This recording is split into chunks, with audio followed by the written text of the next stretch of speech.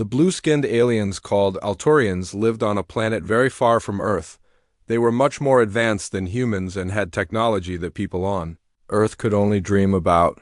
After many years of hard work, they had finally built something amazing, a machine that could look back in time. The machine sat in the middle of a large round room. It looked like a mix between a telescope and a computer. Bright lights blinked on its surface, and a soft humming sound filled the air.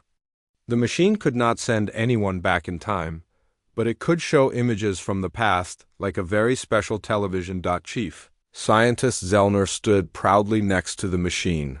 He was taller than most Altorians, with 4 arms and large eyes that could see things humans could not.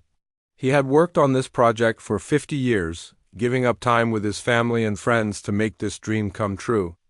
"Today we make history," Zellner said to the team of 20 scientists gathered in the room. "With this temporal observation device, we will study how life developed across our galaxy." His assistant Cree nodded eagerly. She was younger than Zellner, with skin that was more purple than blue. She had been Zellner's student and now worked closely with him on all projects. "Which planet shall we observe first?" asked Cree, her fingers hovering over the control panel. Zellner looked at the list of planets in their database. They had already observed 6 other worlds, studying how life began and changed over time. Earth was next on their list, planet number 7. Earth, he decided. It's a small planet with basic life forms. Nothing too special according to our records, but every world has its own story to tell. The Altorian Research Council had approved a 5-year mission to study Earth. They expected it to be routine work, just another planet where life had developed in predictable ways. The council members sat in the back of the room, ready to watch. The first observations. Cree entered the coordinates for Earth into the machine. The device hummed louder, and a large screen on the wall lit up. At first, it showed only static, but then the image cleared. They were looking at Earth from 50,000 years ago. The image showed a grassy plain where early humans were hunting. They worked together, using simple spears to track an animal much larger than themselves. The humans looked small and weak compared to the giant creature they hunted, but they moved with purpose and intelligence. "Interesting," said Zellner, making notes on his tablet. "They hunt in groups and use tools, basic behavior but efficient." An older council member named Vox spoke up from the back of the room. "Not very impressive. The Zentari on Planet 4 developed similar hunting techniques a million years earlier." Zellner nodded but kept watching. Something about these humans caught his attention. The way they communicated with each other seemed different from other species they had observed. The humans didn't just make noise, they seemed to have a complex language. Cree moved the observation forward by a few hundred years. Now they were watching humans build shelters out of animal skins and wood. They had better tools now, made from sharpened stones. "Their rate of development is faster than our models predicted," said Cree, checking the data on her screen. "Look at how they've improved their tools in just a few centuries." Zellner stroked his chin thoughtfully. "Move forward another 1,000 years, please." The image changed again. Now the humans were growing plants in organized rows. They had permanent buildings made of mud and stone. They kept animals in pens. The room grew quiet as the Altorians watched. This was not what they expected to see. According to their scientific models, it should have taken humans at least 10,000 more years to develop agriculture. "There must be an error in our calculations," said Council Member Triz, her voice sharp with disapproval. "Or the temporal device is not calibrated correctly." Zellner checked the machine again. "No, everything is working perfectly. These humans are simply developing faster than we anticipated." The Altorians continued watching as humans built small villages, created pottery, and began working with metals. With each jump forward in time, the humans had created something new and unexpected. "I don't understand," said Cree, her voice filled with wonder. The climate on Earth changed dramatically several times, but instead of dying out, the humans adapted. They survived an ice age that should have killed them all. Zellner zoomed in on a group of humans huddled around a fire in a cave. Outside, snow covered the ground and the wind howled. The humans were thin and clearly hungry, but they were sharing food and telling stories. One man was painting on the cave wall, not just simple shapes, but detailed images of animals and people. "They're creating art," whispered Zellner. "Not just for practical purposes, but to express ideas." Council member Vox snorted. "Many species create simple markings." "Not like this," argued Zellner. "Look at the detail, the perspective. This isn't just marking territory. This is communication across time. They're preserving their knowledge and experiences for future generations." As the day went on, the Alturians became more and more puzzled by what they saw. Humans didn't follow the expected patterns of development. They changed too quickly, adapted too easily, and showed a creativity that the Alturians had rarely seen before. Late that night, when most of the others had left, Zellner and Kree remained in the observation room, still watching the humans on the screen. They had moved forward to see humans building the first cities, creating writing systems, and developing early mathematics. "What do you think makes them different?" asked Kree, her eyes never leaving the screen. Zellner thought for a long time before answering. "I think it's their curiosity. Look at how they're always trying new things, asking questions, finding different solutions to problems. And they work together in ways we didn't expect." Kree nodded slowly. "The Research Council won't be happy. This changes many of our theories about how intelligence develops." "Yes," agreed Zellner with a small smile. "Isn't it wonderful when the universe surprises us? We came looking for simple creatures to study, but I think we found something much more interesting." He made a decision then. "Tomorrow we'll move our observation forward to more recent times. I want to see what these humans become." Neither of them could have imagined what they would discover as they continued their study of Earth. The small, seemingly unremarkable humans would soon leave the Alturians stunned by what they had accomplished. This was just the beginning of a journey that would change how the Alturians viewed the entire universe. The next day, the Alturian research team gathered early in the observation room. Word had spread about their unusual findings, and more scientists had come to see the humans for themselves. The room was packed with blue and purple bodies, all eager to witness what had surprised the Zellner and Kree so much. Zellner stood before them with an excitement he hadn't felt in years. "Today we will continue our observation of Earth. We will move forward in time to see how these humans developed." After mastering basic tools and agriculture, Kree adjusted the controls of the time machine, and the large screen on the wall changed. Now they could see humans living about 10,000 years ago. The small villages had grown into towns. People wore clothes made of woven fabric instead of animal skins. They had better tools made of metal. "Look at their farming methods," said scientist Mora, who specialized in studying how species got their food. She was shorter than most Alturians and had bright yellow eyes. "They're not just growing plants randomly. They're selecting the best ones and growing them again next season." The screen showed humans carefully collecting seeds from the largest and healthiest plants. They stored these seeds separately and planted them in the best soil the following year. "That's early genetic selection," said Zellner, his voice filled with surprise. "They're changing plants to be more useful without understanding genetics. Most species take much longer to discover this." Mora nodded. "And notice how they're doing this in different parts of their world at the same time, without being able to communicate with each other." The Alturians watched as the screen showed similar farming techniques being used in places thousands of miles apart.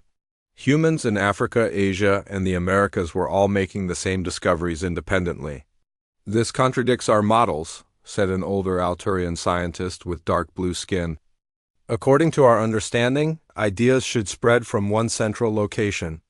These humans are developing similar solutions to problems without contact." Kree moved the observation forward another 1,000 years. Now they could see early human cities with stone buildings and walls. People walked through busy streets, trading goods in marketplaces. Some buildings were not homes or shops, but seemed to be built for community gatherings. "They're forming complex social groups beyond family units," observed Triz, who had been skeptical the day before. Now she leaned forward, her eyes fixed on the screen. Look at how they organized themselves. The images showed humans with different roles in their society. Some were farmers, others made tools or clothes, some appeared to be leaders, and others seemed to be teachers or storytellers. "They're specializing," said Zellner. "Each person has a specific job. This allows them to become better at individual tasks and develop new skills faster." Cree adjusted the machine again, moving forward to observe how humans survived a major drought that affected large parts of Earth. The Alturians expected to see the human population decrease dramatically, but instead they witnessed something remarkable. In the dry regions, humans dug complex systems of canals to bring water from rivers to their fields. They built reservoirs to store water during rainy seasons. In other areas, they developed new types of crops that needed less water. "Their problem-solving abilities are extraordinary," said Mora. "Instead of simply moving to areas with more resources like most species would, they're changing their environment to suit their needs." Zellner nodded. "And they're doing it through cooperation. Look at how many of them work together on these projects." The screen showed hundreds of humans working side by side to build a massive dam. They had no modern tools, just their hands, simple levers and ropes, but they accomplished what seemed impossible through sheer numbers and coordination. "This defies our understanding of developmental timelines," Zellner noted as he recorded observations in his journal. "The speed at which they overcome environmental challenges suggests cognitive abilities we hadn't anticipated." As the day went on, the Alturians observed humans developing writing systems, mathematics, and early science. They saw the rise and fall of early civilizations, each one building upon the knowledge of those that came before. "They preserve information across generations," said Cree. "Even when one group of humans dies out, others find their writings and learn from them. Knowledge isn't lost but continues to grow." Late in the afternoon, Zellner decided to move their observation forward significantly, jumping ahead to see humans about 3,000 years ago. The room fell silent as they watched. Humans had built massive cities with stone buildings that reached toward the sky. They had ships that could cross oceans, bringing people and goods from one continent to another. They had created art, music, and literature of incredible beauty and complexity. "This is impossible," whispered Triz. "No species develops this quickly. There must be a mistake." But there was no mistake. The time machine was working perfectly, showing the actual history of Earth. The humans had accomplished in thousands of years what had taken other species millions of years to achieve. The most surprising discovery came when they observed human conflicts. At first, the Alturians were disturbed by how often humans fought each other. War seemed to be a constant in human history, with people battling over land, resources, and ideas. "Such aggression should have destroyed them," said one of the council members, but Zellner noticed something unusual. "Look what happens after each major conflict," he said, pointing to the screen. "Their technology advances faster. It's as if the competition drives them to create new tools and weapons, which they then adapt for peaceful uses." The screen showed how humans had developed better metals for swords, which later became tools for farming and building. Ships designed for war were modified to carry goods and explorers.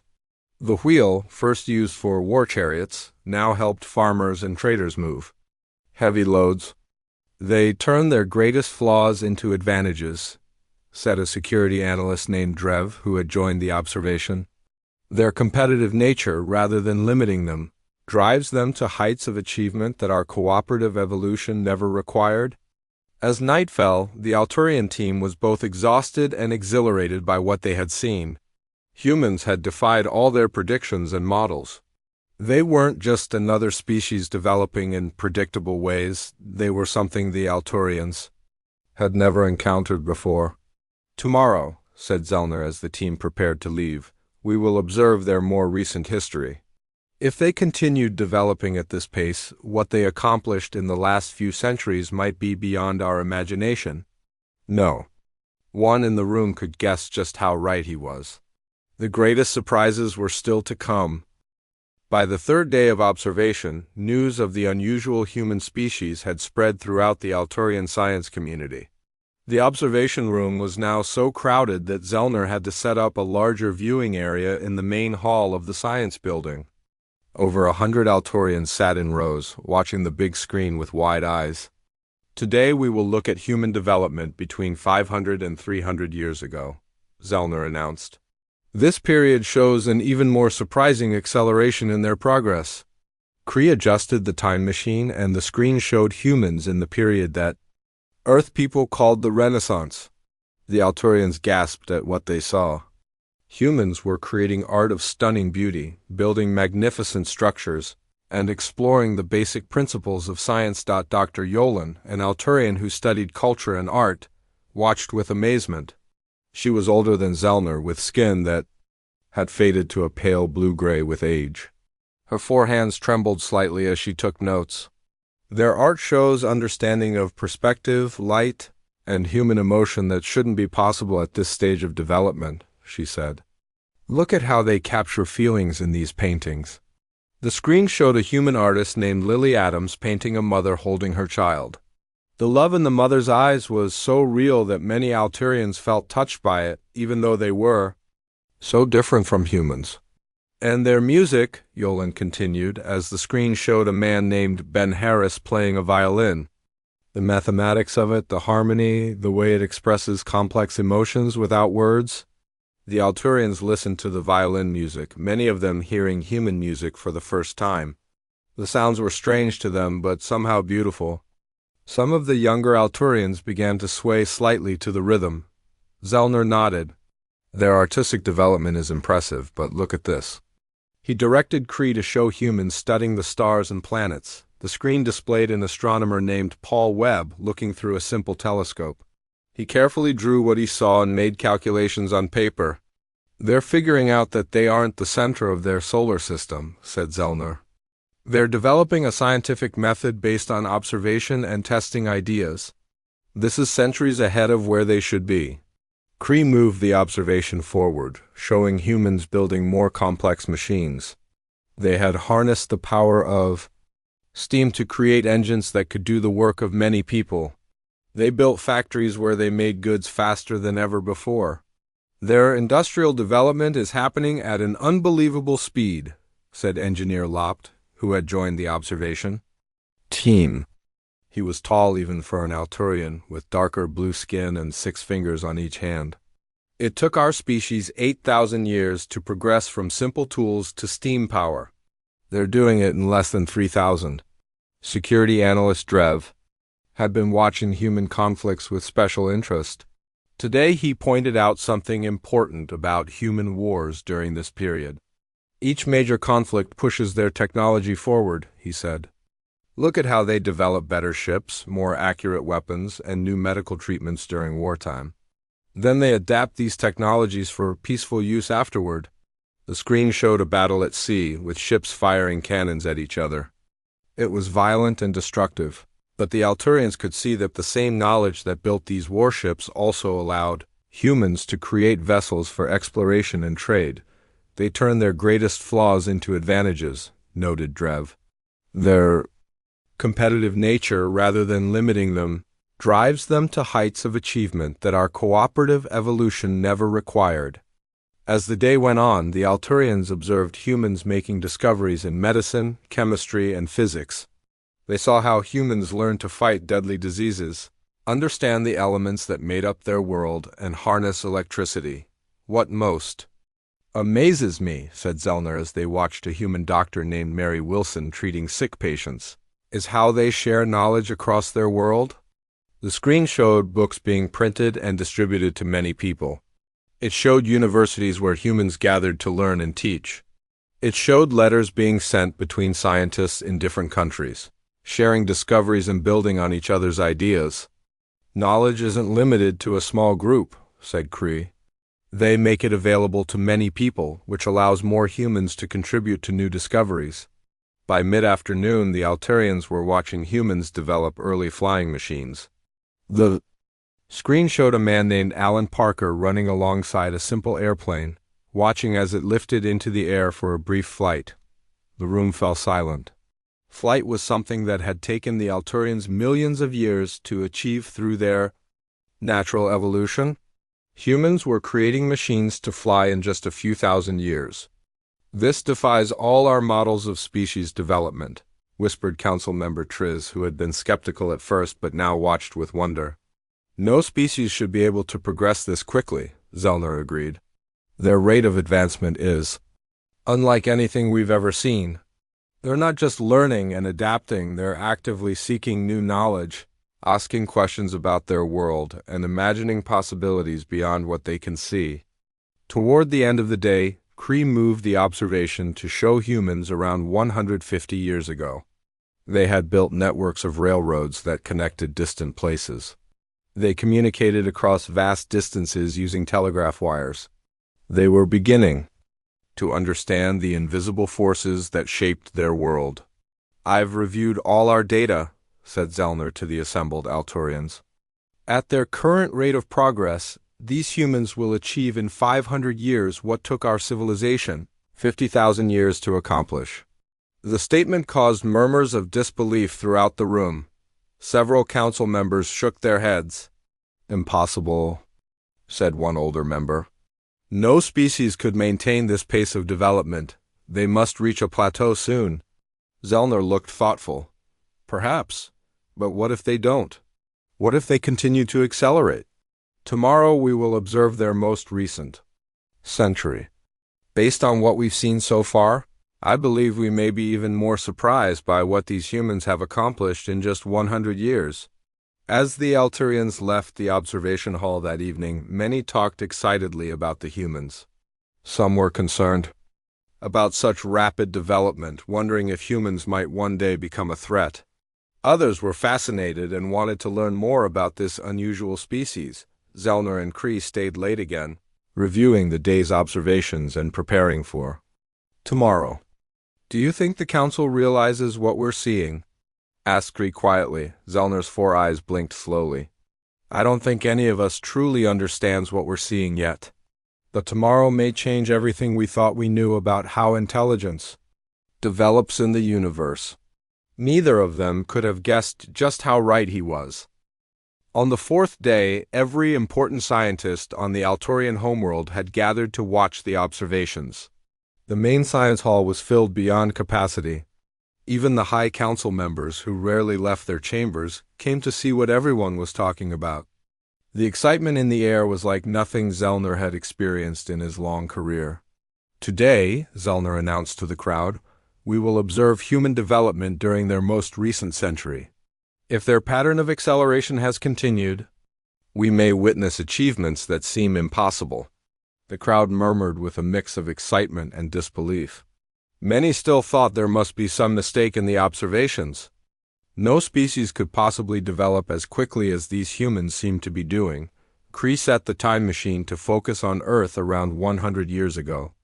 The screen showed humans using early automobiles and airplanes. They had telephones to talk across great distances and electric lights in their homes and streets. "Already they have technologies that took our civilization thousands of years to develop," said Engineer Lopt. "And look at how widely these technologies are used.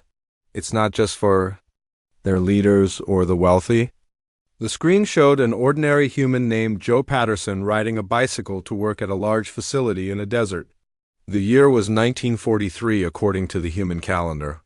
Inside the facility, humans in white coats worked with complex equipment. "What are they doing?" asked a young Alturian scientist. Zellner studied the images carefully. "I believe they are working to understand the power of the atom," he said quietly. "Something our civilization discovered only after 40,000 years of scientific study." The room fell silent as they realized what this meant. These humans were on the verge of discovering nuclear energy after existing as a civilization for less than 10,000 years.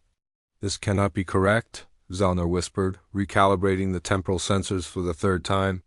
"No species advances from combustion engines to atomic power in a single century." But the data was accurate. The time machine was working perfectly, showing the true history of Earth as they continued to watch. They saw humans harness the power of the atom, First for terrible weapons, but then for energy to power their cities, the Altorians were most shocked when Kree moved the observation forward just 25 years. The screen showed a human spaceship landing on their moon. Humans in special suits walked on the surface of another world. "Impossible," gasped Council Elder Vreen, his blue skin turning almost white with shock. "They've barely mastered flight, and already they're leaving their planet?" The screen showed a human woman named Lavra Bell at a desk, drawing designs for rockets and spacecraft. In another place, a man named Frank Miller worked with early computers, teaching them to solve problems and make decisions. "Their technology is advancing exponentially," said Kree, checking the data readings.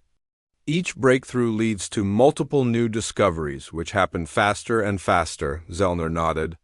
"They're not just developing one field of knowledge at a time. They're advancing in science, medicine, communication, transportation, and computing, all at once." The observations continued, showing humans creating smaller and more powerful computers. The machines that once filled entire rooms now fit on a desk, then in a briefcase, and finally in the palm of a hand. "Look at how they connect these devices," said Lopt, as they watched humans creating what they called the Internet.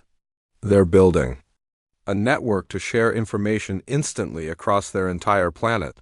Dr. Yolen, who studied culture, pointed out something equally important. While their technology advances, they continue to create art, music, and stories. They express ideas and emotions in new ways using their new tools. The screen showed humans making movies, recording music, and writing books that reached millions of people. It showed them creating digital art and virtual worlds where they could explore ideas impossible in physical reality. What amazed the Altorians most was seeing how ordinary humans lived. The screen showed a woman named Corinne Davis in her home, using devices that would have seemed magical just a century before. She spoke to friends on the other side of the world through a small handheld device. She watched entertainment on a flat screen. She used machines to wash her clothes and cook. Her food? The quality of life for average humans has improved more in 100 years than it did for our species in 10,000 years, said Council Member Triz. And they keep finding ways to make their technology smaller, faster, and more efficient. By mid-afternoon, the observations had reached very recent times. Humans were now exploring other planets with robotic vehicles. They were editing the building blocks of life itself. They were creating computers that could learn and improve on their own. They've accomplished all this despite having short lives, said Zellner. Each human lives less than 100 years, yet they pass their knowledge to the next generation, who build upon it and reach even greater heights. The most heated discussion among the Altorians came when they observed human conflicts during this recent century. They had fought terrible wars that killed millions. They had created weapons that could destroy their entire civilization. They faced problems like pollution and climate change that threatened their survival. Surely they will destroy themselves, said security analyst Drev. No species can advance so quickly without proper wisdom to guide their power. But others pointed out signs of hope. The screen showed humans working together across national boundaries to solve global problems. It showed them creating organizations to promote peace and cooperation. It showed them developing technologies to clean their environment and find new sources of energy. They are aware of their problems, said Zellner, and many of them are working to solve them. That self-awareness may be their greatest strength. As the day's observation ended, the Altorian High Council called for an emergency meeting. What they had witnessed changed everything they thought they knew about how intelligence developed in the universe. We need to reconsider our classification. Of Earth, Council Elder Vreen suggested. This is not a developing world. This is something we have never encountered before. Zellner agreed. Tomorrow we will observe their most recent achievements and try to understand what makes these humans so different from every other species we've studied. Something about them is unique, and we need to understand what it is. As the Altorians left the hall, they talked in excited voices about what they had seen. For the first time in their long history, they had found a species that might one day equal or even surpass their own achievements. It was both thrilling and frightening to consider what humans might become in the future. On the fifth and final day of their study, the Alturians gathered for what promised to be the most important observation yet. The hall was completely silent as everyone waited for Zellner to begin. Even the High Council members sat forward in their seats, their 4 eyes blinking with anticipation. "Today," Zellner said, his voice solemn, "we will observe the most recent human activities and try to understand what makes this species so unique. We will focus especially on how they face challenges that threaten their survival." The screen lit up, showing Earth as it was now. The Alturians could see that humans had changed their planet in many ways. They had built massive cities, networks of roads, and farms that covered huge areas of land. But they had also damaged many natural places. The air in some cities looked dirty, and some forests had been cut down. Their rapid development has created serious problems, said environmental scientist Gier, who specialized in planetary health. She was tall and thin with very light blue skin. "Their climate is changing because of the gases their machines release. Many plants and animals are dying out. They are using up resources faster than the planet can replace them." The screen showed melting ice at the poles, rising sea levels, and powerful storms. It showed crowded cities where people didn't have enough clean water or food. "According to our models," said Council Member Triz, "these problems should lead to the collapse of their civilization. Most species that develop this quickly end up destroying themselves," Zellner nodded. "That is what our models predict. But these humans have surprised us at every turn.